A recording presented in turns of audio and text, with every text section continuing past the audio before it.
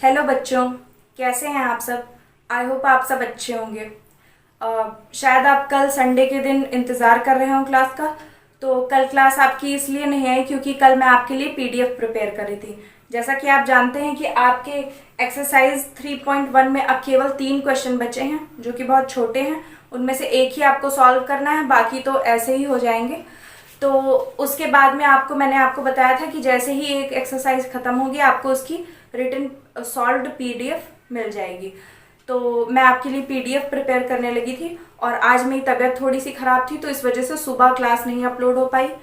अब रात में 10 बज चुके हैं और मैं आपके लिए क्लास प्रिपेयर कर रही हूँ और ये क्लास आपको आज रात से लेकर कल सुबह तक मिल जाएगी। और हाँ, मैं आपको एक गुड न्यूज़ भी दे दूँ कि आपका माइक, नया वाला माइक कल आने की संभावना है, डिलीवरी होने वाली है उसकी। तो कल से आपको प्रॉपरली अरेंज्ड क्लासेस मिलेंगी और क्लासेस में वॉइस क्वालिटी भी अच्छी होगी। और तब तक के लिए मेरी हेल्प करने के लिए थैंक यू, और सब्सक्राइबर्स को 250 प्लस करने के लिए भी थैंक यू। तो आइए चलते हैं हम कि हमारे ये 3 क्वेश्चन कौन से बाकी हैं। और हाँ, मैं आपको ये भी बता दूं कि आप जल्दी जल्दी से टेलीग्राम चैनल को ज्वाइन कर लीजिए क्योंकि आपको वहाँ से जो पीडीएफ्स हैं मिलेंगी, उनसे आपको अपने जो नोट्स हैं बनाने में बहुत ही आसानी होगी। और उसके अलावा आप एक और चीज़ कर सकते हैं कि वैसे तो मैं डिस्क्रिप्शन बॉक्स में लिंक डाल देती हूँ, अगर आप वहाँ से नहीं ज्वाइन कर पा रहे हैं तो आप सिंपली टेलीग्राम को इंस्टॉल कीजिए और डायरेक्ट उसमें सौम्या मैथ्स क्लासरूम सर्च कर लीजिए, आपको रिजल्ट ज़रूर मिल जाएगा। और उसके अलावा अगर कोई प्रॉब्लम होती है तो आप कमेंट सेक्शन में लिख सकते हैं। और इसके अलावा मेरे कुछ छोटे भाई बहन ये भी पूछ रहे हैं कि दीदी 9th और 10th के लिए क्लासेस कब से स्टार्ट होंगी। तो जैसे ही आप सब्सक्राइबर्स का आंकड़ा 1000 पार करा देंगे आपको 9th 10th की भी क्लासेस मिलने लगेंगी और मैं पूरी कोशिश करूँगी कि आपको अदर सब्जेक्ट्स की भी क्लासेस मिल जाएँ। ओके, तो चलिए हम शुरू करते हैं अपनी क्लास को। अब आपके एक्सरसाइज 3.1 में केवल 3 क्वेश्चन बाकी रह गए। Question number 8, question number 9 and question number 10। तो इसमें से मैं आपको पहले 8 और 10 को सॉल्व करा देती हूँ क्योंकि ये दोनों बहुत छोटे क्वेश्चन हैं और इसके लिए मैं बोर्ड को बार बार प्रिपेयर नहीं करना पड़ेगा। उसके बाद मैं आपको क्वेश्चन नंबर 9 सॉल्व करा दूंगी। तो देखते हैं अपना क्वेश्चन। पहला क्वेश्चन हमारा है 8 नंबर। एक मैट्रिक्स हमें दिया हुआ है ए। मैट्रिक्स कुछ इस तरह से दिया हुआ है, ए ब्रैकेट में लिखा हुआ है, जैसे कि आपको पता है कि मैट्रिक्स को हमेशा इस बड़े ब्रैकेट में लिखा जाता है और अंदर एलिमेंट को ए आई जे से शो किया जाता है। बाहर m इंटू एन जो लिखा जाता है ये इसकी कोटि होती है, यानी कि इसका ऑर्डर होता है, ऑर्डर ऑफ मैट्रिक्स। अब ये एक वर्ग आव्यूह है, यानी एक कंडीशन दी गई है कि एक वर्ग आव्यूह है और नीचे आपको 4 कंडीशंस दी गई हैं ऑप्शन में। इनमें से कौन सी कंडीशन ऐसी है जिससे ये वर्ग आव्यूह हो सकता है। तो मैंने आपको वर्ग आव्यूह की डेफिनेशन बताई थी कि कोई भी आव्यूह यानी कोई भी मैट्रिक्स वर्ग आव्यूह यानी स्क्वायर मैट्रिक्स तब होता है जब उसके स्तंभ की संख्या और उसकी पंक्ति की संख्या दोनों बराबर होती हैं, यानी कि नंबर ऑफ रोज और नंबर ऑफ कॉलम्स दोनों का मान इक्वल होता है। और आप जानते हैं कि यहाँ पर जो m क्रॉस n लिखा जाता है उसमें से m जो होती है वो नंबर ऑफ रोज होती है यानी पंक्तियों की संख्या, और n जो होता है वो नंबर ऑफ कॉलम्स यानी कि स्तंभों की संख्या। तो दोनों का मान बराबर होने का मतलब है कि हमारी तीसरी कंडीशन ही सेटिस्फाई करेगी, क्योंकि आपकी पहली कंडीशन में दिया है m is less than n, यानी कि m का मान n से कम है, लेकिन आपको पता है कि m का मान n के एग्जैक्टली बराबर होना चाहिए। दूसरी कंडीशन में m is greater than n दिया है और आपको पता है कि ये भी बराबर नहीं है। चौथा ऑप्शन इनमें से कोई नहीं है, इससे कोई मतलब नहीं है। हमारे जो सही आंसर होगा वो होगा m is equals to n। I hope आपको ये क्वेश्चन समझ में आ गया होगा। आइए चलते हैं अपने क्वेश्चन नंबर 10 पे। क्वेश्चन नंबर 10 कुछ इस तरह है, 3 गुणा 3 यानी कि ये कोटि दी हुई है। 3 इंटू 3 कोटि के ऐसे अवयवों की संख्या क्या होगी जिनकी प्रत्येक प्रविष्टि 0 या 1 है। इस क्वेश्चन का मतलब क्या है, आपको अवयव की संख्या बतानी है 3 गुणा 3 कोटि के, यानी ऐसे अवयव जिनमें 3 पंक्ति और 3 स्तंभ हो। और आप जानते हैं कि जब भी पंक्तियों और स्तंभों की संख्या बराबर होती है तो ऐसा अवयव ही वर्ग अवयव कहलाता है, जैसा आपने ऊपर देखा। तो एक ऐसा वर्ग अवयव जो 3 गुणे 3 कोटि का हो उसकी संख्या क्या होगी जिसकी प्रविष्टि, प्रविष्टि का मतलब है जो इसमें एलिमेंट्स भरे गए हैं, जब भी उनको फिल किया जाता है तो उस फिल को करने को ही प्रविष्टि कहते हैं, यानी उनको उसमें प्रविष्ट कराना। वो प्रविष्टि 0 या 1 होनी चाहिए। हमें प्रविष्टि से कोई मतलब नहीं है। सिंपली हमारा इसका फॉर्मूला होता है, किसी भी कोटि के अवयवों की संख्या निकालने का फॉर्मूला होता है, यहाँ पर दिख रहा होगा आपको, नीचे बेस में हमेशा 2 लिखना है और 2 के ऊपर जो भी कोटि दी हो अवयव की उसी को पावर के रूप में लिख देना है। यानी नीचे हमें आधार संख्या लेनी है 2 और उसके ऊपर हमें पावर में उसी अवयव की कोटि को लिख देना है। उसके बाद जब हम उसे सॉल्व करेंगे तो 2 की पावर 3 गुणा 3 का मतलब हुआ 9। अब जब हम 2 की पावर 9 को सॉल्व करेंगे तो 2 दूनी 4, दूनी 8, दूनी 16, दूनी 32, दूनी 64, दूनी 128, दूनी 256, दूनी 512, यानी 2 का गुणा जब आप 9 बार करेंगे तो आपको 512 मिलेगा। यानी कि 0 और 1 प्रविष्टि वाले 3 गुणे 3 कोटि के 512 अवयव बन सकते हैं। आई होप आपको ये क्वेश्चन भी समझ में आ गया होगा। अब आप अपने दोनों क्वेश्चंस का स्क्रीनशॉट ले सकते हैं। फ्रेंड्स, अब हम चलते हैं अपने क्वेश्चन नंबर 9 पर, जो कुछ इस तरह है। पहले हम क्वेश्चन नंबर 8 और 10 को इरेज कर देते हैं। कहाँ गया? हाँ, तो तब तक हम क्वेश्चन को पढ़ते हैं। x तथा y के प्रदत्त किन मानों के लिए निम्नलिखित अवयव युग्म समान है।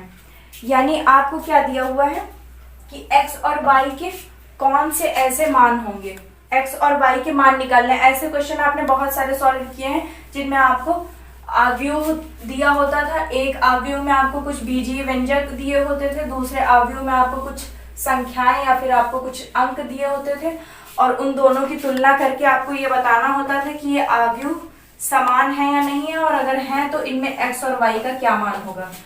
तो ये भी क्वेश्चन सेम वैसा ही क्वेश्चन है, यानी x और y का कौन सा ऐसा मान होगा। प्रदत्त मान मतलब दिए हुए मान, और ये दिए हुए मान है। ये मैंने आपके चारों ऑप्शंस को यहाँ पर लिख दिया है ABCD में। तो इन दिए हुए मानों में से x y के किन मानों के लिए ये अवयव, जो आपको ये वाला मैट्रिक्स दिया हुआ है, पहला मैट्रिक्स और ये सेकेंड मैट्रिक्स, दोनों आपके बराबर होंगे। तो मैंने आपको अवयवों की समानता की 2 कंडीशंस बताई थी। पहली कंडीशन ये होती थी कि जो आपका अवयव है, दोनों अवयवों की कोटियां समान होनी चाहिए। यानी अगर आपका पहला अवयव 2 into 2 मैट्रिक्स है, यानी 2 पंक्ति 2 स्तंभ वाला, तो दूसरा मैट्रिक्स भी 2 into 2 होना चाहिए। उसी तरह अगर आपका मैट्रिक्स 3 into 4 का है तो दूसरा मैट्रिक्स भी 3 into 4 का होना चाहिए। यानी जो भी हमारी कोटियां बराबर होनी चाहिए। तो पहले हम देख लेते हैं कि कोटियां बराबर हैं कि नहीं। वैसे हमारे इसमें कोई मतलब नहीं है क्योंकि आपको केवल x और y के मान निकालने हैं, लेकिन हम एक बार चेक कर लेते हैं ताकि हमारी प्रिपरेशन अच्छी हो जाए। तो देखिए यहाँ पर 2 रो हैं, पहली और दूसरी, और 2 कॉलम हैं, पहला और दूसरा। यानी ये हमारा मैट्रिक्स 2 into 2 का मैट्रिक्स है। तो हम अपने दूसरे मैट्रिक्स पे चलते हैं। यहाँ पर भी हमारी 2 रो हैं और 2 कॉलम हैं, यानी ये भी हमारा 2 into 2 का मैट्रिक्स है। तो दोनों मैट्रिक्स की कोटियां यानी ऑर्डर ऑफ मैट्रिक्स क्या है, इक्वल है, इसलिए हमारे ये अवयव समान हो सकते हैं। लेकिन अभी हमें एक कंडीशन और फॉलो करानी है, और वो दूसरी कंडीशन क्या है कि इन दोनों मैट्रिक्स के जो संगत अवयव हैं, संगत अवयव मतलब करस्पॉन्डिंग एलिमेंट है, वो दोनों एग्जैक्टली सेम होने चाहिए। यानी कि जैसे कि आपका यहाँ पर पहला एलिमेंट है 3x + 7। अब आप इसको अलग नहीं करेंगे क्योंकि ये पूरा एक बीजीय व्यंजक है, यानी कि ये पूरा मैथमेटिकल फॉर्म में लिखा हुआ है 3x + 7। और इसको आपको क्या करना है, इसे आपको यहाँ का जो सबसे पहला जो आपका टर्म है यानी एलिमेंट है वो 0 है, इसके बराबर दिखाना है। क्योंकि इस मैट्रिक्स का पहली रो और पहले कॉलम का एलिमेंट 3x + 7 है और इस मैट्रिक्स के पहली रो और पहले कॉलम का एलिमेंट 0 है, तो ये दोनों बराबर होने चाहिए। तो हम चलिए पहले इन्हें सॉल्व करते हैं।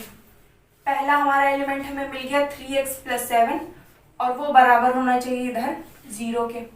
अब हम यहाँ पर देखेंगे कि हमारी इस इक्वेशन में केवल एक ही वेरिएबल है x, एक ही चर है x, तो हम यहाँ से x का मान निकाल लेंगे। तो हम सॉल्व करेंगे जब, तो यहाँ पर आएगा 3x बराबर +7 को बराबर के उधर करेंगे -7। अगर x की वैल्यू निकालें तो यहाँ पर 3x है, यानी 3 गुणा x।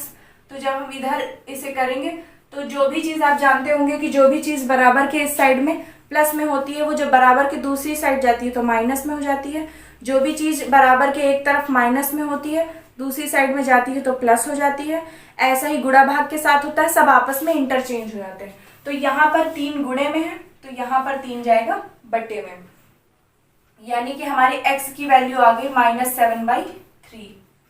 ठीक है। अच्छा, x की वैल्यू -7/3 आ गई। अब इसी तरह आपको क्या करना है, y की वैल्यू निकालनी है।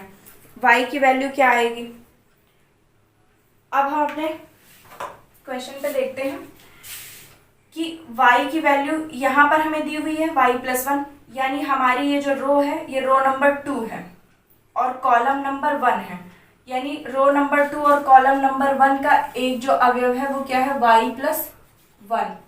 और इधर अगर हम वही अवयव देखें, रो नंबर 2 का कॉलम नंबर 1 का अवयव है 8, तो यहाँ से हमें y का मान मिल सकता है। अब यहाँ से y का मान निकालेंगे तो y बराबर, इधर 8 पहले से दिया हुआ है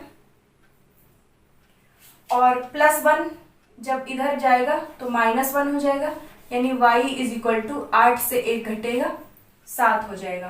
तो यानी y की वैल्यू 7 आ गई। अब आप इसमें अपने क्वेश्चन में मिलाइए कि क्या कहीं पर भी x बराबर -7/3 और y बराबर 7 दिया है। यहाँ पर y बराबर 7 तो है पर x बराबर -1/3 है, यहाँ पर y बराबर 7 है पर x बराबर -2/3 है, यहाँ पर x बराबर -1/3 और y बराबर -2/3 है, यानी अभी आपका क्वेश्चन मैच नहीं कर रहा। लेकिन अभी आप यहाँ पर ज्ञात करना संभव नहीं, इसे नहीं लगा सकते। क्यों? क्योंकि अभी आप ये देखिए कि आपके इस वाले मैट्रिक्स में 2 जगह y दिया है, एक यहाँ पर और एक यहाँ पर। हमको दोनों जगह से y की वैल्यू निकालनी पड़ेगी। तो जब आपने y की वैल्यू दूसरे वाले टर्म में देखी तो यहाँ पर क्या है, हमें 5 दिया हुआ है और उसी जगह पर यहाँ पर y-2 दिया हुआ है। अब अगर हम यहाँ पर निकालें तो यहाँ पर y-2 और यहाँ पर 5 दोनों एक ही पोजीशन पे है, इसलिए y-2 का मान 5 के बराबर होना चाहिए। तो जब हमने देखा, अब हम इसको सॉल्व करते हैं। y बराबर 5 -2 उधर जाएगा +2, यानी y बराबर क्या हो जाएगा, 7 हो जाएगा। यानी y का मान तो 7 यहाँ भी आ गया और 7 आपके कई जगह आ रहा है, यहाँ पर भी यहाँ पे भी, बस इसमें नहीं आ रहा है। तो यानी चौथा ऑप्शन तो गलत है। पर अभी 2 ऑप्शंस में y का मान मैच कर रहा है। पर अभी x के भी हमने देखा कि 2 बीजीय व्यंजक है, पहला 3x + 7 है और दूसरा 2 - 3x है। तो हमने 3x + 7 की तुलना 0 करके तो x का मान -7/3 निकाल लिया। पर अभी 2 - 3x बराबर 4 को भी सॉल्व करना पड़ेगा, क्योंकि हम क्या देखते हैं कि हमारे पहले मैट्रिक्स में x की यहाँ पर दूसरी रो और दूसरे कॉलम में 2 - 3x दिया हुआ है, 2 - 3x, और इसी का संगत अवयव यहाँ पर 4 दिया है, तो यहाँ पर हम लिख लेंगे 4। अब दोनों को सॉल्व करेंगे तो यहाँ से हमें x का एक और मान मिलेगा, तो हम सॉल्व करते हैं। यहाँ पर 2, ये +4 इधर आएगा तो -4 और ये -3x उधर जाएगा तो +3x, यानी 3x की वैल्यू क्या होगी, 2 - 4। 2 से 4 जब घटेगा तो क्योंकि 2 छोटी संख्या है 4 बड़ी है तो क्या आएगा, -2 आएगा, यानी x का मान आएगा -2/3। x के 2 मान आ गए। अब y का मान तो हमारा सेटिस्फाई कर रहा है क्योंकि y का 2 जगह टर्म दिया हुआ है।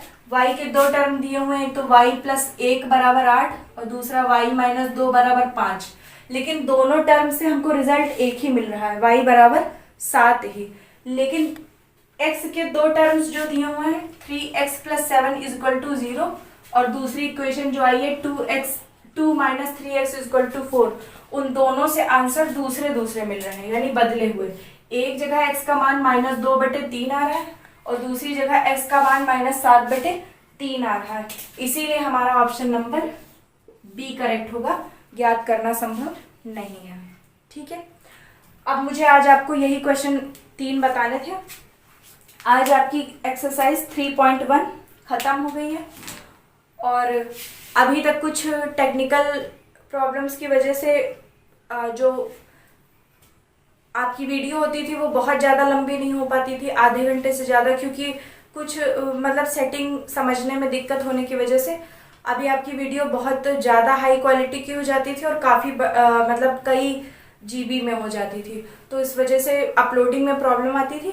लेकिन अब मैंने उस गलती को सही कर लिया, तो उसकी वजह से अब आपकी वीडियो थोड़ी लंबी भी हो सकती है, दिन में आपको 2 वीडियोस भी मिल सकती हैं। वैसे मैं बहुत जल्दी ही इसी हफ्ते, अगर मेरी तबीयत ना खराब हुई होती तो आज सोमवार को 11th वालों की पहली क्लास होती, लेकिन बहुत जल्दी ही मैं 1 ही 2 दिन में 11th वालों के लिए भी एक क्लास लेकर आऊंगी। तो आप जल्दी जल्दी अपने 11th वाले भाई बहनों को भी जोड़ लीजिए, 12th वालों को भी जल्दी से जल्दी जोड़ लीजिए। 12th के वो बच्चे जो अभी 11th में थे अब प्रमोट हो गए हैं, और 11th में वो बच्चे आ गए हैं जो 10th में थे, और उसके साथ आप 9th 10th वाले बच्चों और अपने भाई बहनों को भी जोड़ सकते हैं, क्योंकि जैसे ही जल्दी से जल्दी 1000 सब्सक्राइबर पूरे हो जाएंगे मैं 9th और 10th के लिए भी कुछ ना कुछ जरूर करूंगी।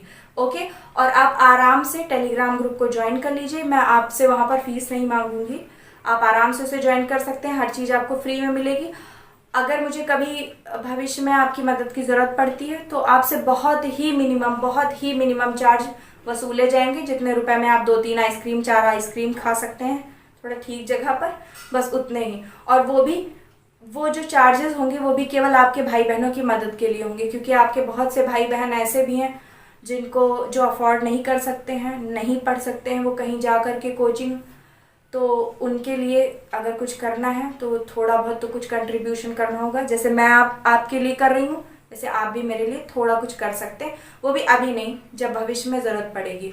तो प्लीज़ ज़्यादा से ज़्यादा चैनल को सब्सक्राइब कीजिए, वीडियोस को लाइक कीजिए, कमेंट सेक्शन में आपको जो भी अच्छा लगता है वो उसे बताइए, अगर आपको लगता है कि कोई चीज़ सुधारने लायक है तो उसे भी बताइए, और उसके अलावा टेलीग्राम चैनल को ज्वाइन कर लीजिए, और हाँ, वीडियोस को ज़्यादा से ज़्यादा शेयर कीजिए ताकि जल्दी से 1000 सब्सक्राइबर्स पूरे हो जाएं।